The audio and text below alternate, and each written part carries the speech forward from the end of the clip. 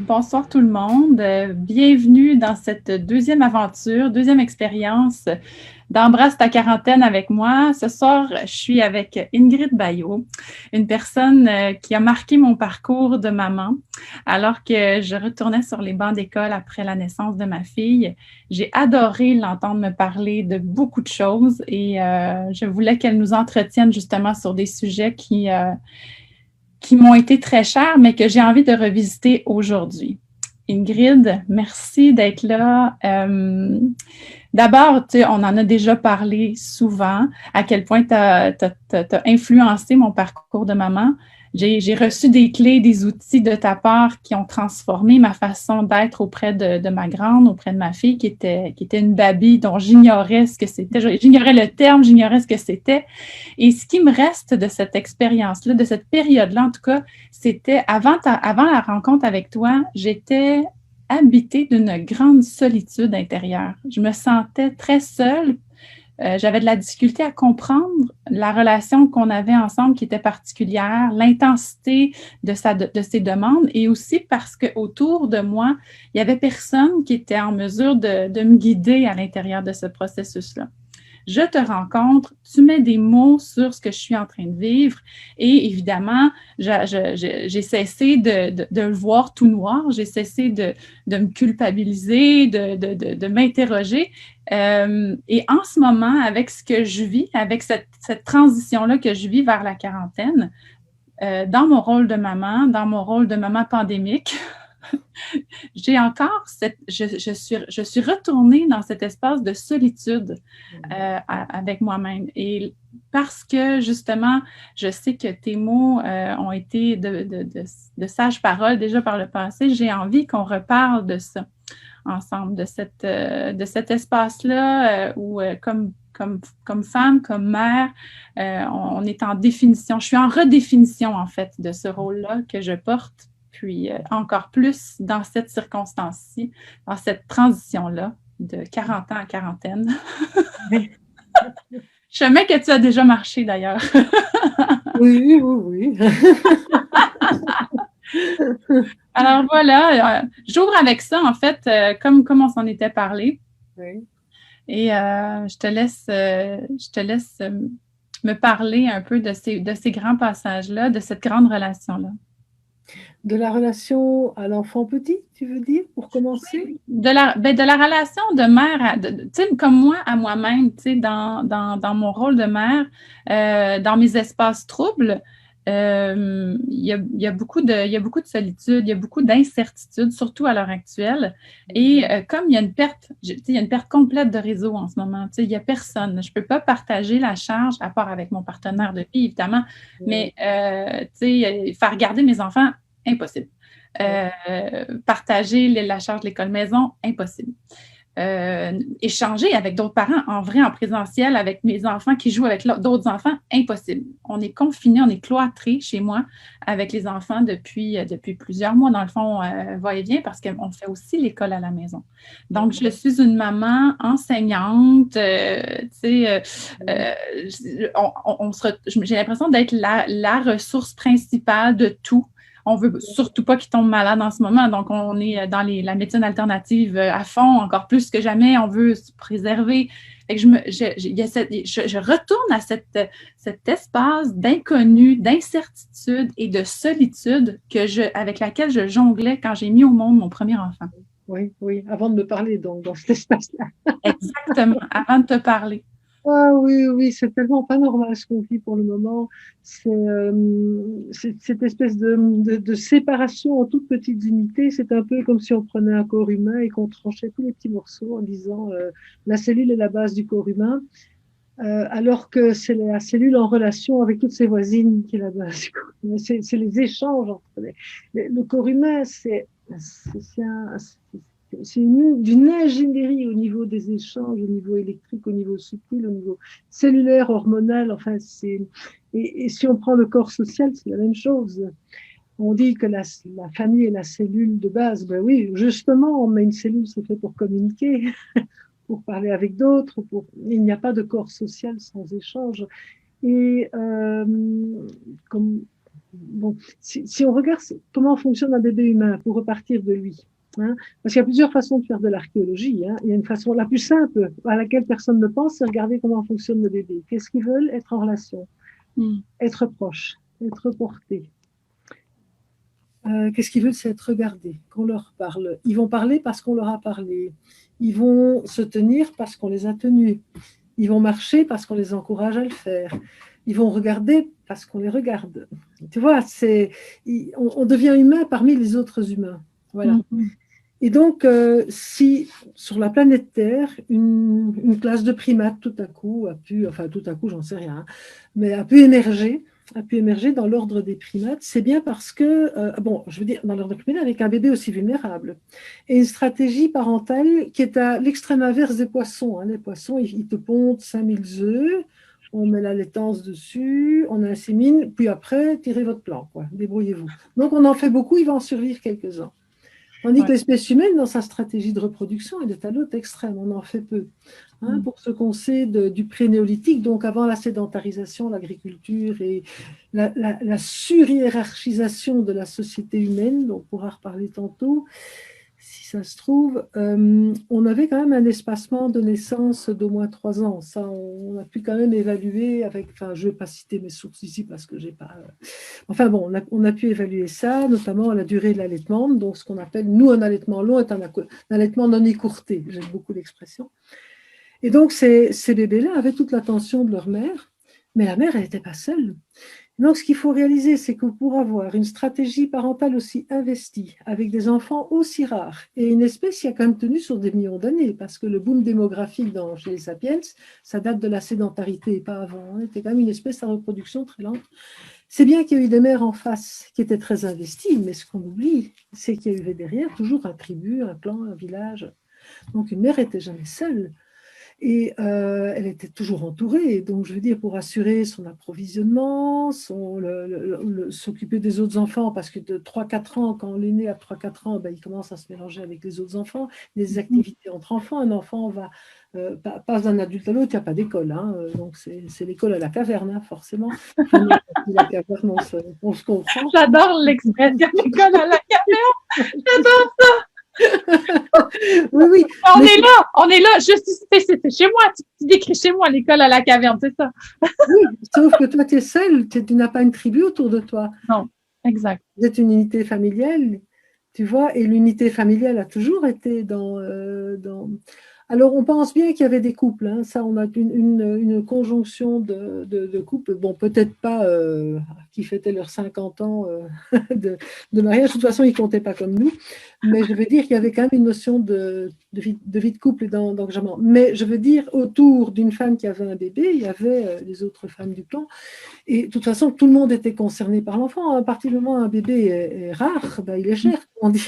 Mais oui. Oui, on est dans des stratégies à maternage très investies et à maternage communautaire. Donc, Winnicott disait qu'un bébé tout seul, ça n'existait pas. Or, on a longtemps, dans notre culture occidentale des dernières années, si tu veux, où notre périculture a émergé de l'observation de bébés sans mère dans les orphelinats et puis dans les collectivités d'enfants, où notre pédiatrie est née aussi d'ailleurs, on conçoit le bébé seul. Hein, les premiers, quand on a essayé de sauver des prématurés, on n'a pas eu l'idée de les mettre en peau à peau sur leur mère, on a inventé des boîtes chauffantes. Ce qui a sauvé la vie des prématurés, mais enfin qui crée des carences pas possibles aussi. Mais ça, c'est autre chose. Hein, bon, depuis les années 80, on a fait du chemin avec ça. Mais tu vois, on ne peut pas concevoir un bébé seul. Un bébé ne peut se concevoir que dans les bras d'au moins une personne. Mais ce qu'on oublie de dire, c'est qu'une mère seule n'a jamais existé. En tout cas, à la base, elle n'existait pas. Et alors, quand on pense de sélection naturelle, espèces sapiens et tout ça, et quand on pense à notre physiologie, à la fois notre physiologie sociale et notre physiologie physique, il ne faut pas regarder 200 ans en arrière, il faut regarder 300 000 ans en arrière, minimum pour les sapiens, puisque nous avons 300 000 ans. Mais nous originons des hominidés. Les hominidés, c'est 2,8 millions d'années. Et puis, eux-mêmes, ce sont des primates. Là, on arrive en millions d'années, je ne sais plus combien, je n'ai pas les chiffres en tête. Parce que je sais pas. Donc, là, tu vois, c'est. Et donc, chaque espèce qui continue et qui crée de nouveaux embranchements, ben, elle récupère ce qui marche bien chez les autres. Hein.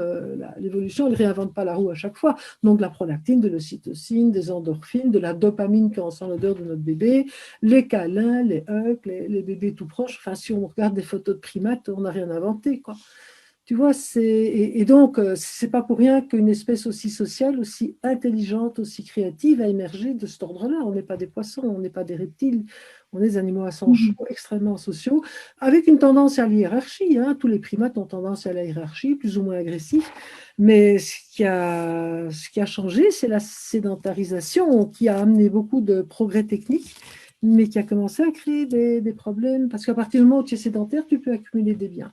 Quand tu accumules des biens, il faut pouvoir faire hériter les enfants. Quand tu élèves des animaux, tu commences à te douter comment on fait des bébés. Hein.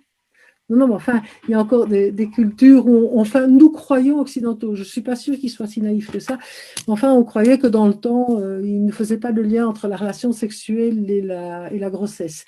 Je ne sais pas si nos ancêtres étaient si bêtes que ça, mais bon, soit, admettons, disons. En tout cas, une fois que tu acclimates des animaux et que tu les rends prisonniers et que tu les domestiques, voilà, tu es bien obligé de comprendre comment ça marche.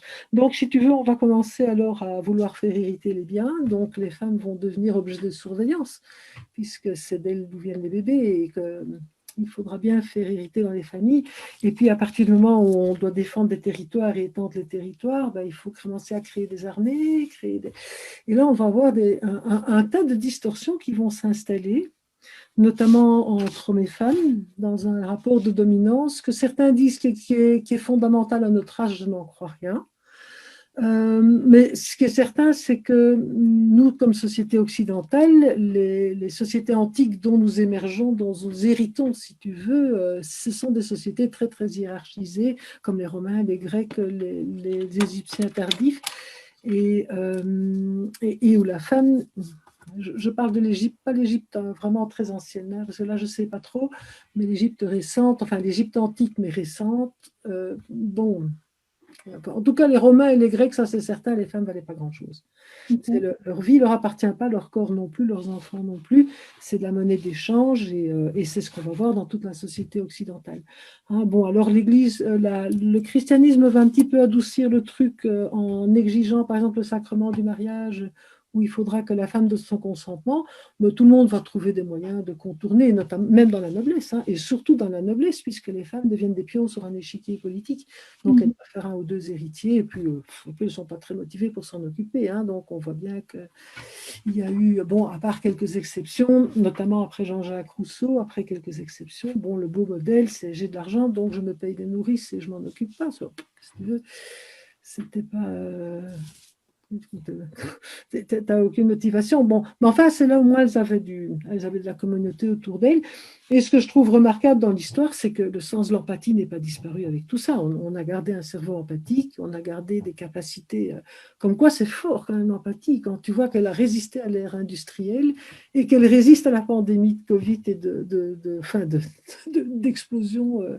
Du déchirement du tissu social qui est catastrophique. Hein, et on voit malgré tout encore des tentatives de rapprochement de téléphone, de trucs par Zoom. Enfin, on cherche par tous les moyens à nous regrouper, quoi. Comme ce soir, c'est fabuleux. Bon, heureusement, la technologie nous donne quelques outils. Mais bon, on est... Enfin, je me dis parfois est-ce qu'on est dans une transition? Est-ce qu'on est à la fin d'un système qui était archi-toxique où la conscience globale quand même avance quand même bien, me semble-t-il, avec l'instruction, avec le bien-être, avec moins de maladies et tout, et que les gens ne vont plus admettre de se laisser manipuler à ce point-là. Est-ce que c'est de ça dont les petits groupes, ça fait quand même quelques milliers d'années que c'est toujours des petits groupes qui cherchent à exploiter tous les autres, là, hein, avec des strates sociales extrêmement organisées, très stratifiées, et chaque étage essaye de dominer l'étage en dessous. Alors, qu'est-ce que ça a à faire avec Mama Sapienza? Mais c'est que la violence sociale, elle dégouline toujours du haut vers le bas. Hein, je voyais des gens qui s'inquiètent de la maltraitance des enfants pendant la pandémie. Mais les adultes sont maltraités. Ce qui est imposé là est une maltraitance grave. Tiens, il y a un interview de Cyrulnik très intéressant qui circule pour le moment sur les réseaux sociaux. Il dit que le confinement est une maltraitance gravissime. Enfin, je cite le titre de mémoire. Ce serait intéressant je vais essayer de te le retrouver parce que j'ai une de mes amies qui l'a partagé. C'est remarquable. Hein, donc, c'est la situation que nous vivons maintenant, l'isolement des uns des autres, n'est absolument pas normal parce que la parentalité est faite pour être communautaire. Et dans tous les systèmes parentaux qu'on peut analyser, il y a toujours plusieurs référents pour chaque enfant. Bon, c'est sûr qu'il y a une relation très, je ne vais pas dire fusionnelle parce que c'est pas fusionnel. Hein. Même dans le ventre, c'est pas fusionnel. Il y a le placenta entre la mère et le bébé, mais très proche quand même, une très grande interdépendance mère-bébé, mais autour de la mère, il y a une communauté, bon, qui actuellement, c'est souvent l'autre parent qui est le représentant de cette communauté, mais il ne suffit pas. Donc, il faut trouver d'autres points d'appui. Il y a les marraines d'allaitement, les doulas, les sages-femmes. Et puis après ça, les personnes qui ouvrent des garderies, qui permettent tous les lieux d'accueil. Il ne faut pas dire garderie, excusez-moi. Au lieu d'accueil de la petite enfance. Et je vois parfois des mamans qui se culpabilisent parce qu'elles ont besoin de mettre leur bébé en lieu d'accueil. C'est vrai que dans des pays comme la France ou la Belgique, on doit souvent le faire trop tôt. Mais ici, au Québec, on a quand même les moyens de se poser dans notre maternité et d'y aller quand on est un peu plus près. Et elle dit, ça me fait du bien de poser mon bébé et de vivre autre chose. Je dis, oui, t'es une femme normale. Oui, on a besoin de ça. Et l'enfant aussi. Moi, je vois bien les enfants qui grandissent et qui sont trop proches, qui n'ont pas assez ces possibilités d'échanger. Et aussi, on besoin du village. Alors, je me souviens bien ce qu'on appelait les grandes vacances, enfin les leurs, hein, pas les miennes.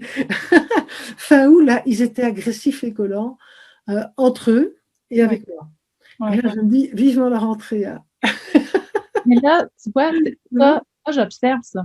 Oui. C'est plus agressif, c'est plus tendu, les enfants entre eux, envers nous aussi. Je le sens que ça ne pourra pas durer des années, même des mois encore comme ça. Ça se peut pas. On va pas. On n'est pas bien là-dedans. On survit, on s'adapte, comme tu dis, on tente de faire avec la technologie des choses.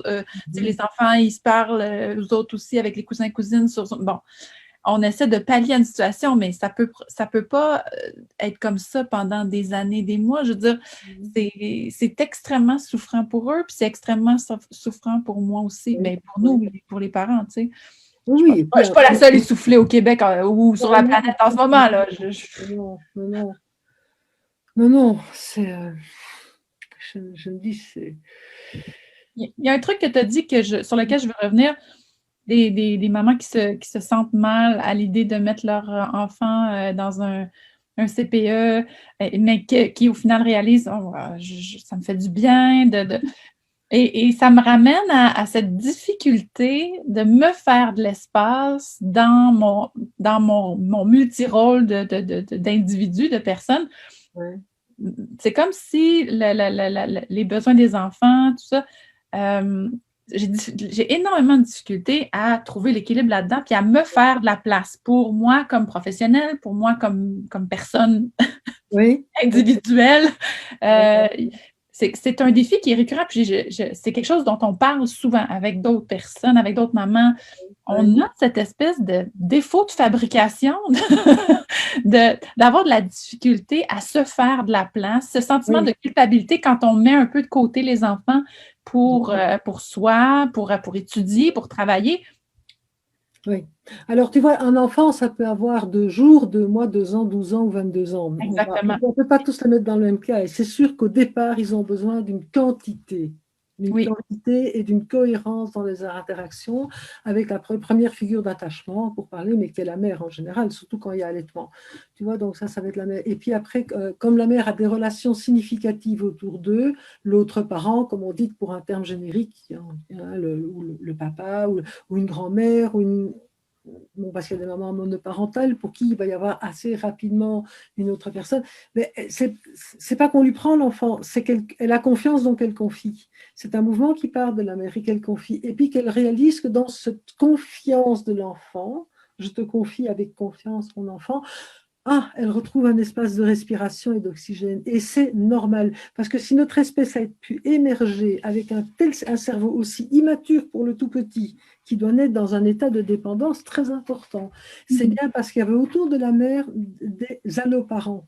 Tu vois, ça c'est l'expression de Sarah Blafferdy, qui est mon anthropologue préféré, qui est anthropologue, primatologue et féministe. Ça, c'est très intéressant, un regard féministe sur l'évolution humaine. Non, non, parce que l'anthropologie pêche par son machisme, hein. Elle est quand même née au 19e siècle où on était persuadé que le sommet de l'évolution, c'était l'homme blanc occidental. Bon, alors je ne dis pas qu'il est nul, l'homme blanc occidental, c'est pas ça du tout. Je vis avec un d'entre eux. Mais c'est cette espèce d'hiérarchie, quoi, où tu vois, alors on parle des enfants avec condescendance, on parle des bébés avec encore plus de condescendance, et de tous les peuples non blancs avec la même condescendance. Et alors on en parle uniquement en termes de survie. C'est la survie de nos ancêtres, la survie du bébé. C'est assez curieux, c'est le même genre de... Alors que la survie, ça ne suffit pas. Survivre, c'est juste ne pas mourir. Pour fonctionner dans le monde pré-néolithique, il faut être parfaitement développé socialement et créativement. Donc, ça prend des cerveaux en bonne santé, ça prend des bébés en relation, ça prend des petits-enfants qui sont suivis, et alors avec des interrelations riches. Et on le voit bien, les cousins, les cousines, les copains, les oncles, les tantes. Et la grande illusion actuellement dans nos sociétés, c'est de croire que la famille est la cellule de base. Tu vois, alors qu'il y a eu plein de types de cellules de base, plein d'organisations sociales différentes, et avec quand même ce point commun de la relation à la mère et l'enfant, mais par exemple, l'homme de référence, ce n'était pas forcément le père géniteur, ça pouvait être un oncle de la mère, il y a eu plein de choses comme ça. Mais quand même, l'enfant savait bien de qui il venait et tout, et donc, oui, il y a des modèles différents, mais actuellement, le fractionnement qui se passe pour le moment n'est absolument pas normal, tu vois, et ne permet pas à la mère, parce que c'est sur elle que ça pèse, hein, la plupart du temps, ne permet pas à la mère d'avoir ces espaces à elle et ces espaces aussi de confiance et de respiration, et pas pour les enfants non plus. Donc, pour leur développement, ce n'est pas normal non plus. Et être en classe par écran, c'est délirant, quoi. C'est invraisemblable. Tu peux faire ça avec des adultes qui ont une capacité d'abstraction. Tu vois, moi, mes formations par Zoom fonctionnent bien encore, je trouve. Il y a quand même moyen.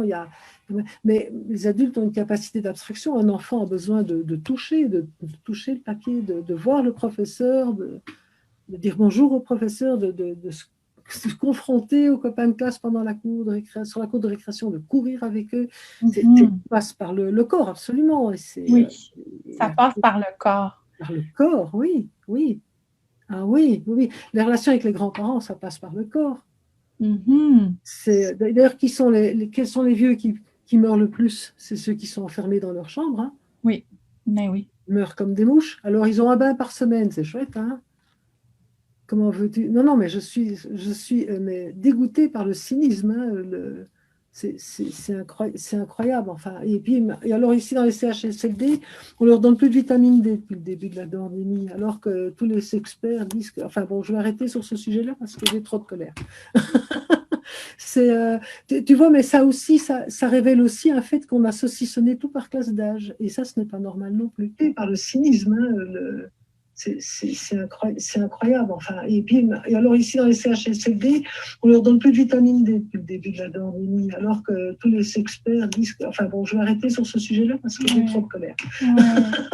Mais je l'entends, ta colère. Vois, mais ça aussi, ça révèle aussi un fait qu'on a saucissonné tout par classe d'âge, et ça, ce n'est pas normal non plus. Et par le cynisme, hein, c'est incroyable. On a un petit problème de répétition là. Oui, il y a comme quelque chose qui s'est ouvert sur mon ordinateur, puis ça t'a répété. Il y a quelqu'un qui demande le nom de Sarah, le nom de l'anthropologue. Est-ce que tu l'as? Est-ce qu'il est à ta portée? Pas à portée de main, Sarah Blafferdy, mais on pourra mettre les références. Elle a écrit 2 grands livres qui sont traduits en français, hein, parce que c'est des briques, hein, 600 pages. Attendez, hein, les instincts maternels. Et le deuxième que j'ai lu, c'est Comment nous sommes devenus humains. Et là, on va les rajouter, oui, oui. Hein, enfin, c'est vraiment mes 2 bases là. C'est assez extraordinaire comme bouquin parce que ça donne. Maintenant, il y en a d'autres. Il y a Patou Matisse aussi en France. Hein, il paraît qu'elle enfin, je ne connais pas le nom parfait. Ma soeur m'a envoyé son dernier bouquin, donc je ne connais pas le nom. C'est parce que j'arrête pas de lire. Ah oui, ben, je te comprends. Je te comprends. Oui, oui, oui, oui, oui. Non, non, c'est ce saucissonnage par classe d'âge et puis maintenant par petite famille nucléaire comme ça. Non, il faut sortir du nucléaire, quoi. C'est urgent. Oui, oui, oui. C'est une question de santé mentale. Non, comme tu dis, on ne pourra pas tenir comme ça longtemps. Enfin, je pense en France, le confinement à 6 heures, il dit pour éviter l'apéro. Tu dis, mais ils réfléchissent à quoi là? 6 heures, les enfants rentrent de l'école, il faut qu'ils aillent courir dehors. Tu ne Ouais. confines pas des enfants à 6 heures du soir, c'est l'heure où ils sont le plus excités. Il faut sortir. Alors, c'est quoi l'idée? Non, c'est vraiment incongru tout ça. C'est comme si c'était tellement loin d'une réalité. C'est difficile de se positionner, puis de s'expliquer, puis parce que c'est pas rationnel. Puis dans chaque crise, l'humain a comme réflexe justement de se rassembler, de se donner du courage mutuellement, d'échanger, les artistes organisent des spectacles, on se pompe ensemble, là, on se renipe ensemble. Puis là, non, Oui, il n'y a oui, pas de oui. ça. Il n'y a pas de ça. C'est impossible de faire ça. C'est impossible de se serrer puis de partager la joie, la souffrance. Non, on est comme tellement aseptisé qu'on l'est même physiquement, à distance. C'est complètement fou. Puis je pense que c'est tout ça ensemble qui fait que je me sens aussi seule que quand j'étais toute seule à la maison avec mon bébé à essayer de la comprendre. Et le défi d'avoir un lieu pour le nommer, c'est Oui, difficile en ce moment. oui, oui, oui, oui, oui, oui, oui, oui, oui, oui, oui, oui, et c'est pas pour ça qu'on dit qu'on a, enfin, parce que tu vois, le problème, c'est qu'on est tellement dans la pensée binaire. Dans cette urgence où la souffrance est importante, une des grandes tentations, c'est d'arriver dans la pensée binaire. Alors, tu exprimes cette souffrance-là, tu dis oui, c'est ça, mais attention, le virus, il existe, il y a des gens qui meurent et les urgences sont développées. Je dis oui, je sais. On peut fonctionner avec plusieurs réalités différentes, mais dans l'urgence et dans la souffrance, c'est la pensée tunnel, comme disait quelqu'un, une psychologue ici qui est spécialisée dans la pensée post-traumatique. Et c'est une des tentations de la pensée traumatisée, c'est de penser en noir et blanc. Donc, si tu critiques les mesures, c'est que tu ne crois pas au virus, c'est que tu es complotiste, c'est que tu es... Non, attends, je sais bien que les urgences sont débordées. Enfin, remarque, ça, c'est pas nouveau. Hein. Non, c'est Mais bon, bien. et que c'est une maladie, c'est pas une simple grippe, on est bien d'accord, c'est un méchant virus, on ne le connaît pas, il y a des mutants, ok, tout ça. Ça, c'est un chapitre et je peux le reconnaître. Mais en même temps, je peux reconnaître aussi que, je dis, est-ce que le remède ne fait-il pas plus de mal que le virus lui-même, quoi, tu vois? Et alors, de manière insidieuse, parce que tous ces enfants masqués, enfin, moi, je suis très contente. Sur Zoom, on peut se parler à visage découvert. Et le visage humain fait partie de l'expressivité. Hein. Les gardiennes d'enfants disent les enfants les fixent et ils perdent les réflexes d'avoir des mimiques faciales. Il ne faut pas oublier qu'un très jeune enfant, un tout petit de quelques mois, il va commencer à mettre en route ses mimiques faciales par imitation et par encouragement. S'il est face à des masques pendant la journée, il va se passer quoi? Tu vois, et il me semble que là, on n'a pas. Il y a comme oui, il y a une réaction dans l'urgence, et je pense qu'il y aurait là une réflexion à avoir sur les conséquences à court, moyen et long terme, et peut-être en calcul bénéfice-risque, se dire en médecine, c'est peut-être d'abord ne pas nuire, quoi. Alors, dans l'urgence, on peut peut-être mettre des choses en place, puis je crois que là, il est temps de réfléchir un peu plus posément en se disant que l'être humain est un être social. Notre cerveau est d'abord un cerveau social. Et ça, c'est le fruit de toute l'évolution. Quand on voit un bébé, ce sont ses besoins. Quand on voit, et justement, entouré de la mère, elle-même entourée de sa société, qui permet alors à l'enfant, parce que tu ne fais pas un enfant pour toi, on fait un enfant pour lui-même, et puis on sait très bien que sa destinée, c'est pas de rester avec nous, c'est d'aller vers le monde. Ouais. Tu vois, les enfants vont vivre plus longtemps que nous, hein. C'est normal. Faut souhaiter, en tout cas. Oui, oui, oui, oui. Une petite attente qu'on a, tu sais, une petite attente sur laquelle on a tendance à vouloir s'appuyer, mettons. Oui, oui, Les enfants nous survivent. oui, c'est ça. Oui, oui, mais c'est dans l'ordre des choses, si tu veux, Exactement. de la génétique. Donc, on n'ose pas penser à autre chose parce que ça fait trop peur. Voilà, donc on n'y pense pas. Ça Bon. sert à rien de s'en faire pour ce qui n'existe pas ou pas. Non, Bon. non, on s'en fait déjà bien assez avec ce qui est Oui, là. exactement, exactement. Oui, oui, oui, oui. Et puis bon, voilà. Et justement aussi, tu vois, de savoir qu'il y a un réseau autour de nous, si ça arrive, sur qui on peut s'appuyer quand ça arrive. Parce que... Mais oui, mais oui. C'est juste la discussion à savoir, bon, mettons qu'on tombe malade, parce que là, on est expo, tu sais, on est normalement hors pandémie, là, tu sais, tu peux avoir une fois de temps en temps cette discussion-là, mais là, c'est comme plus présent. Euh, comment, si moi je tombe malade, si toi tu tombes malade, qu'est-ce qu'on fait? Comment on s'organise? Et en sachant qu'il n'y a personne qui peut nous aider, tu sais, ils ne vont pas venir si on est contaminé, tu sais, il n'y a pas... Fait que là, qui s'occupe des enfants? Si toi tu es hospitalisé, si moi, tu sais, si ça vire mal, le pire du pire, là, tu sais, qu'est-ce qu'on fait? Comment on fait? Tu sais, qui on appelle? Je veux dire, c'est cette solitude-là qui peut facilement prendre une spirale de détresse. Tu sais, je peux partir comme ça en vrai en me disant, OK, tu sais, parce que j'ai une petite tendance quand même à l'anxiété, là. Tu sais, je le cache bien en dessous d'un foulard, puis... Mais, tu sais, bon, mettons juste pour me sentir un peu préparée. Mais là, en ce moment, je me sens un peu dans une impasse avec la réalité actuelle. Oui, oui. Il n'y a pas tant d'urgence, de gens, ressources. Il n'y a pas de réseau, il n'y a personne. Puis même tomber malade, ou, tu sais, je pense que je ne suis probablement pas le seul parent en ce moment qui dit grimpe pas là, c'est pas le temps de te briser une jambe, il ne faudrait surtout pas que tu ailles à l'hôpital. Il y a toujours cette anxiété de c'est pas le temps de te blesser, c'est pas le temps de. C'est complètement fou comment c'est omniprésent finalement. Tu sais, même quand on n'y pense pas, on y pense parce que ça influence tu sais, les interventions, les choix. Peut-être que c'est moi aussi qui est trop intense, mais je... Écoute, là, je remarquais encore, enfin, je me souviens tellement comme avec mes enfants, je les vois debout sur une chaise. Ah, qu'est-ce qui pourrait arriver? La chaise pourrait verser, il pourrait... Ah, je réagis. On a une capacité d'anticiper les catastrophes, mais qui assure la sécurité de nos enfants. C'est fatigant, hein? Il y a quand même une portion de gestion de risque où Oui. ils doivent explorer. Donc, tu Oui. dis, au pire, bon, il y aura une bosse tu sais, sur la tête. Ça. Mais là, tu sais, la virgule zéro décimale il pourrait peut-être se fracturer un truc ou qui nécessiterait un passage à l'hôpital Oui. ou en clinique. En ce moment, c'est pas le temps. Tu sais, Oui. j'aimerais mieux que mais ça devient très, très restreint finalement au niveau des activités et des. Oui, tu vois, cette anxiété que tu décris, elle est augmentée parce que tu sais que tu peux compter sur personne autour. Ouais. Tu vois? Et là encore, on peut se dire, c'est pas normal. Et pour revenir aux jeunes mamans, elles pensent que c'est normal. Et ça, c'est un piège en plus. Parce qu'elles se disent, enfin, comment faisaient mes grands-mères avec 12 enfants, tu sais, parce qu'ici, au Mais oui. Québec, quand même. Mais attends, il y avait toujours une grande sœur qui n'était pas mariée, qui venait s'occuper. Questionne un peu plus, là. Qui venait s'occuper. Et puis, quand tu en avais fait toute une trallée, comme on dit, et les grands s'occupaient des plus jeunes, enfin, ce qui n'est pas le rôle des grands, d'ailleurs. Hein. Ça, c'est une aînée qui parle. Je n'ai pas envie. Mais je veux dire, non, il y avait beaucoup plus d'entraide obligée, hein, parfois, ne fût-ce que par survie, mais je veux dire, c'était obligatoire. Tandis qu'ici, tout est coupé. Mais pour revenir à la jeune maman, elle s'imagine que c'est elle qui est incompétente et insuffisante quand elle n'en sort pas seule ou quand elle déprime parce qu'elle est toute seule toute la journée.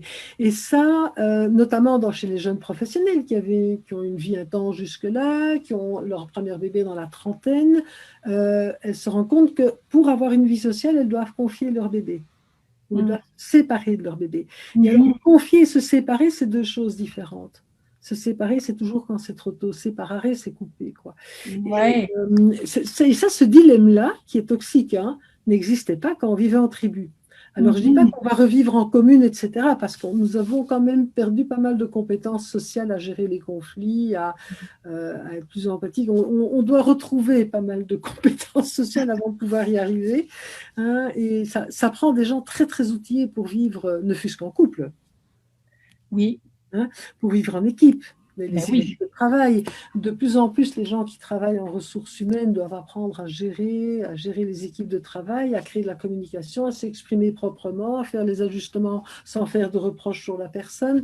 Tout ça, donc, je trouve que ces 40 dernières années, parce que moi j'ai commencé des formations en communication pour moi quand mes enfants étaient jeunes, et je trouve ça formidable, tous les outils de communication qu'on a maintenant.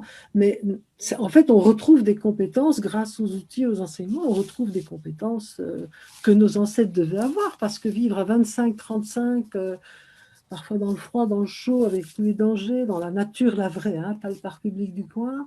Non, non, avec l'approvisionnement en nourriture qui n'était peut-être pas garanti, je veux dire, s'ils n'avaient pas des capacités sociales aiguisées, ils n'auraient pas survécu, ils ne se seraient pas développés. Donc, tu ne peux être fonctionnel là-dedans qu'avec des capacités sociales, d'attention, de créativité, de technique, de communication qui sont optimales. Et ça ne se fait pas juste avec un papa, une maman et une caverne fermée sur elle-même, quoi. C'est pas possible. On dit toujours, ça prend un village pour élever un enfant. Ben oui, ça prend une tribu, quitte à en avoir actuellement la version moderne, hein, qui sont les lieux d'accueil, les grands-parents, les cousins, les cousines, les petits voisins dans la rue, tu vois, je connais quelqu'un qui vient de déménager dans un petit village et il habite sur un rond-point. Ben, les enfants, ils jouent ensemble, hein, au milieu du rond-point. Oh, quel soulagement! Donc, ça se peut. Il y a des endroits où ça se peut encore. Tu vois? Et pour revenir aux jeunes mamans, elle se pense insuffisante parce qu'elle n'y arrive pas. Et elle dit, mais vous vous rendez compte, je suis en congé de maternité. En fait, ça n'existe pas, ça. Il n'y a pas de congé de maternité, c'est pas possible. Je ne voudrais plus jamais appeler ça un congé. Non, c'est tellement pas un congé. C'est épouvantablement pas un congé. Oh mon Dieu. Mais non, mais non. Tu vois. Marou, tu sais qu'elle adore comment tu utilises les mots. C'est ce qui m'avait charmé chez toi, d'ailleurs, la première fois que j'étais en formation. Comment tu utilises les mots, comment tu nuances la façon de dire les choses avec justesse. Je trouve ça. Elle dit qu'elle trouve ça important de se séparer, confier, tu sais, versus Ah, se oui. séparer versus confier, par exemple. Oui, oui. Ouais. Oui, oui, oui, regarde toutes les incitations qu'il y a aux femmes en disant, mais enfin, lâchez prise, lâchez-le un peu, votre gamin, et tout ça. Et non, le mouvement doit venir de la mère. Or, toutes les sociétés structurelles, patriarcales et militaires, hiérarchies, en dominant les femmes, on les ont obligées à lâcher leur bébé, justement parce qu'ils ne voulaient pas qu'il y ait le lien mère-enfant trop fort. Parce qu'une mère qui s'attache, elle protège son enfant. Or, bon, si on considère les femmes comme des productrices de mains pour travailler dans les usines ou pour mourir au champ de bataille, ben, il ne faut pas qu'elles les protègent de trop, donc il fallait casser tout ça. Michel Audin a bien travaillé là-dessus, hein, sur perturber le lien mère-enfant pour pouvoir manipuler les populations, quoi. Ça fait des milliers d'années qu'on est là-dedans, avec des hauts et des bas. Hein. Je ne veux pas tout noircir, hein, c'est pas ça. Non, non, non. Il est temps qu'on sort de là, quoi. Mhm. C'est puissant, c'est puissant. Moi, je vois regarde l'initiative des sages-femmes ici au Québec. On donne aux femmes l'occasion de vivre à fond leur puissance maternelle, et ben, elles la retrouvent, quoi. Donc, comme quoi, ce n'est pas une découverte, c'est une retrouvaille. Exact. Tu vois, c'est Oui. comme pour en revenir aux relations hommes-femmes, si tu regardes l'anatomie féminine et masculine, on a quand même l'un et l'autre tout ce qu'il faut pour prendre du fun ensemble, hein. Non, non, mais enfin, je veux dire, c'est parce que tu vois, depuis quelques années, on a enfin l'anatomie du clitoris. Bon, ok, d'accord, Oui. mais le clitoris, il n'a pas été créé en 1968 avec la révolution sexuelle quand même. C'est très ancien comme machin. Les primates en ont, tu vois, et ce sont des animaux sociaux. Et je veux dire, qu'est-ce qui a fait qu'on a... Tu vois, moi aussi, c'est ça qui me dit, je suis absolument persuadée que notre espèce n'a pas toujours été aussi maltraitante avec les femmes, parce que sinon, il y aurait plein de choses qui auraient régressé sur le corps féminin. Parce que alors que ces dernières années, enfin, il y a eu les mutilations, les profanations, la culture du viol, enfin, toutes les horreurs qu'on peut imaginer, mais c'est récent. Enfin, quand je dis récent, moi, c'est quelques milliers d'années. Hein. Parce que si nos ancêtres avaient massacré, enfin, avaient été aussi maltraitants que ça avec les femmes, et puis les femmes avec les enfants, et puis etc., ben, notre espèce n'aurait pas survécu. Nous ne sommes pas une espèce comme ça au départ.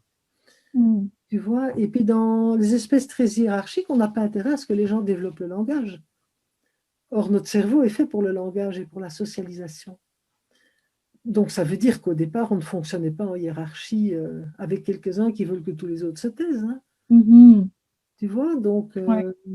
donc ça aussi, tu vois, on a plein d'arguments comme ça quand on regarde les compétences d'un être humain, que ce soit un tout petit bébé, un bébé qu'on laisse s'exprimer, hein, un enfant qu'on laisse s'exprimer, un adulte qui peut s'épanouir, ben, en fait, on se dit, ben, c'est ça qui est normal, c'est d'être sociaux, c'est d'être en interaction.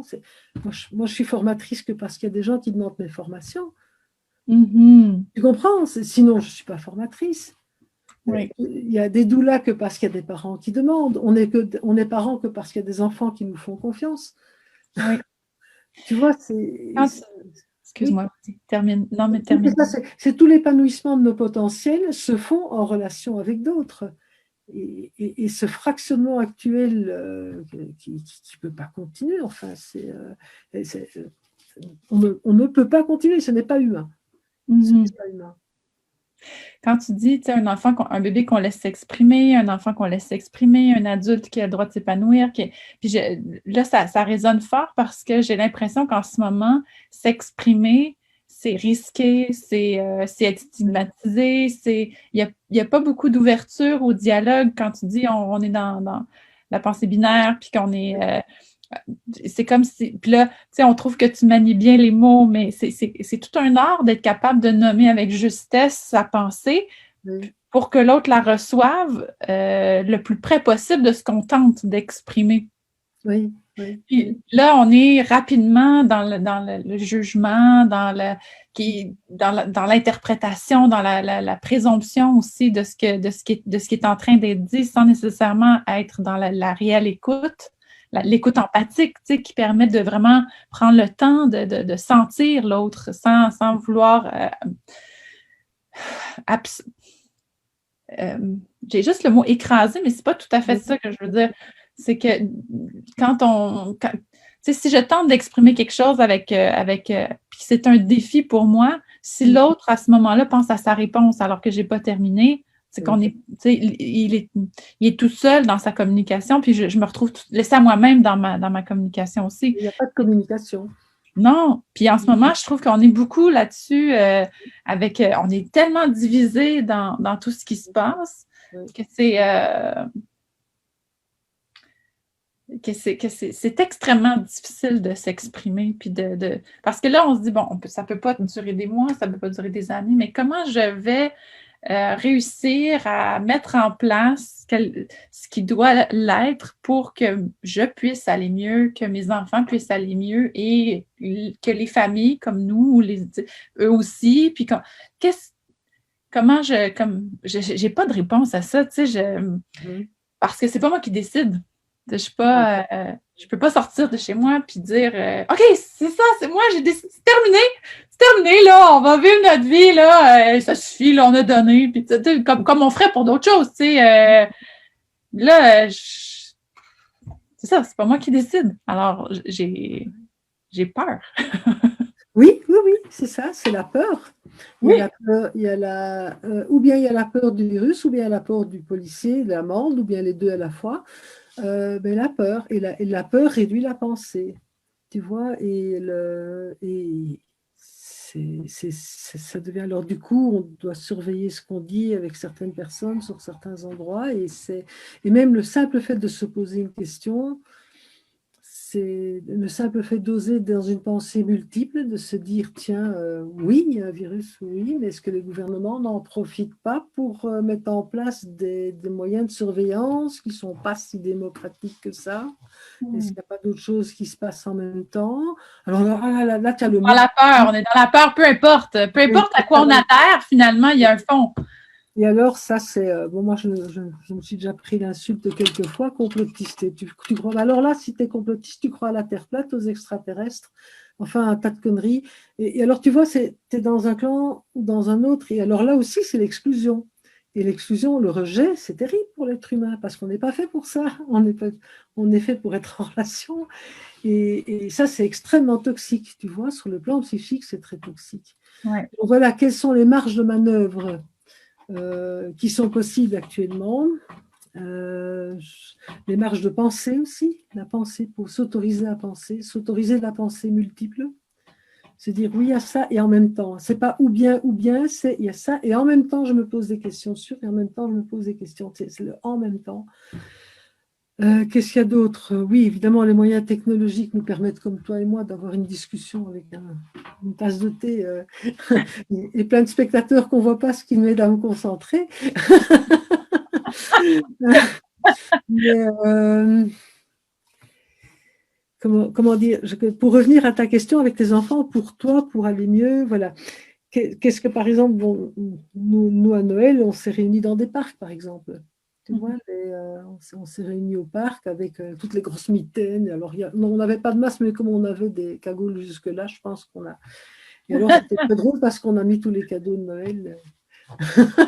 Sous un sapin quelconque. Un sapin quelconque. Donc, et quand même, bon, les enfants peuvent s'approcher. Donc, nous, on se parlait un peu plus loin. Les enfants peuvent s'approcher. Il y a quand même. Il y a encore moyen de négocier. Hein. Par exemple, pour les jeunes mamans, il y a moyen de mettre le bac de linge devant la porte, de le ramener, d'amener à manger, de laisser, bon, de se parler à travers la vitre, de se parler au téléphone, de se parler. Bon, et puis après, se demander quel est le niveau de risque raisonnable que j'accepte pour elle et moi. Mm-hmm. Voilà. Est-ce qu'il y a une marge entre ce qui est exigé et ce qu'on ne fait pas? Mais alors là, tu vois, je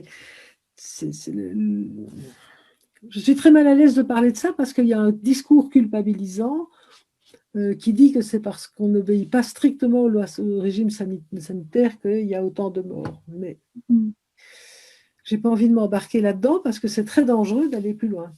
Tu vois? Mais de toute façon, on n'a pas à parler de ces choses-là.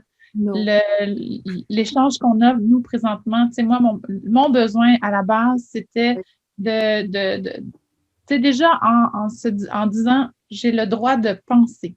J'ai le droit de faire cohabiter des pensées contradictoires même dans ma tête. J'ai le droit de les exprimer. J'ai le droit de les partager quand je me sens en sécurité pour le faire. J'ai le droit d'assouplir certaines choses pour ma survie et pour mon bien-être, celui de mes enfants aussi. J'ai le droit de questionner. J'ai le droit de douter. J'ai le droit d'avoir peur. Moi, c'est tout ce que j'entends de ce que tu me dis. Puis pour moi, tu sais, c'est cette liberté-là c'est ma liberté intérieure que je veux retrouver, en fait. Que j'ai pas en ce moment. Je l'ai pas. Je l'ai perdu. Je l'avais perdu quand je suis devenue maman parce que j'avais une idée de ce que je devais être. Et c'était pas en concordance avec ma réalité, avec ce que ma fille avait besoin. Et là, en ce moment, ben, tu sais, j'ai une idée de ce que je devrais être avec mes enfants qui sont plus grands, qui sont en âge scolaire. J'ai une idée de ce qu'on attend de moi dans cette situation-là et comme membre de la société. Mais c'est pas toujours au diapason. Je sais pas, tu sais, il y a de la discordance à l'intérieur de moi. Et à un moment donné, je pense que c'est ça, j'avais perdu ma liberté intérieure. Mais là, tu me la redonnes, dans le fond, tu sais, j'ai jamais conscientisé que j'avais l'impression que j'avais pas le droit de penser, de douter. Tu sais, je pense que je le fais par instinct, mais j'avais l'impression que, tu sais, il y a comme, c'est comme des petites croyances, là, sans que je les ai conscientisées, qui étaient là, qui m'empêchaient de penser, dire ou faire certaines choses, ou qui influencent mon senti, mon ressenti dans une situation qui m'est totalement inconnue. Tu sais, si je mettais au monde un troisième enfant, je serais dans le connu par rapport à pas quelque chose, tu sais. Ah oui, c'est ça. Mais là, c'est pas ça. Là, je vis ma première pandémie, comme tout le monde. Puis cette perte de repères-là, cette solitude et l'impression qu'à l'intérieur, je suis plus libre, je suis plus en possession de moi. C'était très, très proche de mon sentiment de nouvelle maman, cloîtrée, confinée, isolée, en perte de repères, pas libre, tu sais. Alors, la résonance entre ces deux épisodes de ma vie, je la reliais beaucoup à l'âge, la transition d'âge, la réflexion de devenir une maman dans la quarantaine. Il y a un paquet d'affaires qui émergent, mais avec toi, c'était vraiment de revenir à la base, qu'est-ce que j'ai besoin, en quoi je crois. Parce que quand on me disait, par exemple, de la laisser pleurer ou de lui donner un biberon, en quoi je crois, tu sais, est-ce que ça se peut qu'à ce moment-ci, j'ai pas assez de lait, effectivement, parce que je suis au jour 3 puis que j'ai besoin de certaines choses. Est-ce que ça se peut ça? Est-ce que ça se peut que j'allaite quand même? Est-ce que ça se peut? Tu sais, toute cette espèce de les dualités coexistent, puis ça se peut. Fait que est-ce que je peux avoir peur du virus puis avoir peur des mesures? Est-ce que tu sais, tout ça, je trouve qu'on est dans la même, la même incohérence. Non, c'est pas de l'incohérence, c'est une dualité. C'est des dualités de pensée qui m'amènent à pas savoir comment me positionner puis à vouloir faire au mieux. Tu sais, dors pas avec elle, porte-la pas, prends-la pas trop, gâte-la pas. Tu sais, il y avait comme un paquet de choses qui étaient là, puis j'avais l'impression que je devais faire, qu'on attendait de moi, est-ce que pour être une bonne mère, puis là, pour être une bonne personne en ce moment, là, je trouve que je suis dans la même résonance, c'est la même, c'est presque le même discours. Ben, pas pour les mêmes affaires. Tout à fait. Disons que le niveau de contrainte est très important. Et le niveau de contrainte externe vient frapper quelque chose en toi. La différence avec la jeune mère, c'est que le fait d'avoir parlé avec moi, tu as une série de contraintes qui ont volé au diable. Et que tu as retrouvé une liberté. Tandis qu'ici, les contraintes qu'il y a, c'est un peu comme une guerre. On peut juste les reconnaître, ces contraintes-là, et les dire qu'est-ce qui me reste comme liberté intérieure par rapport à ça. Et moi, il y a un personnage qui m'a beaucoup marqué quand j'étais adolescente parce que je vivais un niveau de contrainte hallucinant dont j'avais même pas les mots pour exprimer à l'époque, hein, parce que bon, c'était assez particulier à cette époque-là de ma vie. Et c'était le journal c'était Anne Frank. Anne Frank, ça, en termes de niveau de contrainte, c'est pas mal, hein. Et le journal d'Anne Frank, mais ça m'a révolutionné parce que dans cet espace de liberté que cette jeune fille de 11-12 ans avait trouvé par elle-même en écrivant à une amie imaginaire, je trouvais que ça lui avait donné une liberté intérieure que j'ai du coup directement commencé, si tu veux. Ça, c'était mon moyen dans ce niveau de contrainte que j'avais à 14-15 ans et qui était terrible parce que actuellement, tu vois, les contraintes, je peux les nommer. À l'époque, je ne pouvais pas les nommer. Et ça rend fou en plus. Tu vois, ça rend fou. Et donc, cet espace de liberté que j'ai trouvé là m'a permis de rester debout. Tu vois. Et puis, petit à petit, bon, j'ai trouvé d'autres points d'appui pour mettre des mots sur ces contraintes-là et puis en sortir. Mais je crois que l'espace de liberté intérieur, il n'y a personne qui peut te prendre ça. Et que ne fût-ce que nommer où sont les contraintes et en quoi est-ce qu'elles viennent confronter tes valeurs profondes, c'est déjà important. Et il y a aussi autre chose, c'est que quand on écrit, on se dit un jour, dans 10 ans, dans 5 ans, je me relirai. Et je relirai, je pourrai, je veux dire, respecter ce que je traversais à ce moment-là. Parce que tu sais, tu fais face au fur et à mesure, tu es blackboulé, mais tu ne réalises pas toujours et que parfois on peut arriver à digérer ce qui s'est passé parce qu'on a laissé des traces d'après. Tu vois? Donc, bon, il y a d'autres moyens que l'écriture, hein. Tout le monde n'a pas envie d'écrire, mais on peut le mettre sous forme de notes, des petits mots, des articles qu'on garde, des dessins qu'on fait, de mettre en image comment on se sent. Mais cette vie intérieure, si tu veux, moi, c'est ça que j'avais tellement aimé chez Anne Frank, c'était ça, l'intensité de sa vie intérieure, dans une vie qui avait un niveau de contrainte, d'écoute, c'était, tu vois, et voilà, j'avais envie de te partager ça. C'est magnifique, c'est magnifique. Retrouver sa liberté intérieure, je pense que c'est avec ça que je ressors de notre échange, c'est que malgré toutes les limites qui peuvent être extérieures à moi, j'ai quand même la possibilité de retrouver une certaine liberté intérieure, d'être à l'écoute de ce qui se passe en moi, de me donner l'espace pour aller justement nommer, sentir, exprimer ce qui est là, par le moyen qui fera du sens aussi, que ce soit dessiner, écrire, retrouver sa liberté intérieure, c'est... Oui, tu sais, un enfant peut le faire aussi, hein, de dire qu'est-ce qui est difficile dans ce que tu vis maintenant, et le dire. Et ne fût-ce que se le dire à soi-même, ça va déjà aider à le dire à d'autres. hein, mais Wow. ne fût-ce que déjà accepter nos contradictions, nos doutes, la confrontation, nommer les contraintes, tu vois. Et puis, Ouais. c'est un pas très important. Pas pour se soumettre, hein, Magnifique. mais voilà. Magnifique. C'est magnifique et c'est très porteur. Ça m'aide à mieux respirer. Genre, t'en es là. Oui.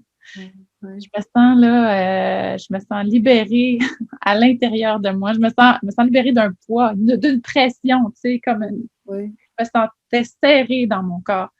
Fait que Mm. je veux dire que cet échange-là a été très riche pour moi, puis pour les gens aussi qui sont là, qui s'expriment sur toutes sortes En fait, c'est très beau le parallèle entre ce qu'on vit, puis la maternité, puis les débuts, puis tout ce qui se met en place. La référence, tu sais, on arrive à faire le pont entre ces deux pôles-là, et c'est ce que les Ouais. gens font.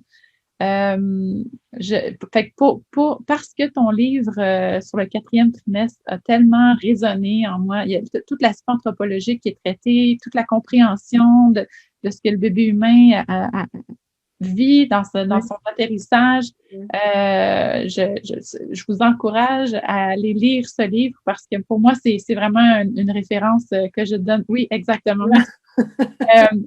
C'est une référence que je donne toujours parce que c'est un petit livre, mais qui est très bien rempli. Moi, c'est une idée par phrase. Ah oui, vraiment très, très rempli. Hey, Ingrid, merci tellement d'avoir pris ce temps-là pour moi, d'avoir pris ce temps-là pour nous. C'est un beau cadeau que tu me fais d'être avec moi ce soir. Puis, est-ce que tu as envie d'ajouter quelque chose avant qu'on se quitte, avant qu'on termine cette soirée? Peut-être dire aux nouvelles mamans que la vie avec un bébé, c'est quand même une contrainte. Mm-hmm. Au départ, ça prend beaucoup de place. Alors, n'en rajoutons pas avec toutes les contraintes extérieures qui viennent de l'imaginaire d'une culture qui ne connaît pas les bébés, qui avait oublié ce que c'était.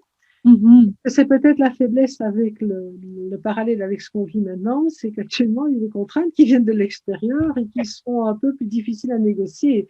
C'est dire à la grand-mère ou à tante Augusta, tu sais, tu me dis de laisser pleurer les bébés, mais je ne te crois pas. C'est un peu plus difficile de dire ça aux policiers du coin après 20 ans, hein, d'accord? Oui, Donc, tout à c'est pas fait. tout à donc le parallèle a ses forces et il a ses faiblesses. Oui. D'accord? Mais on peut aller chercher les ressources intérieures dans l'un comme dans l'autre cas, les ressources intérieures, l'espace de liberté, la pensée multiple.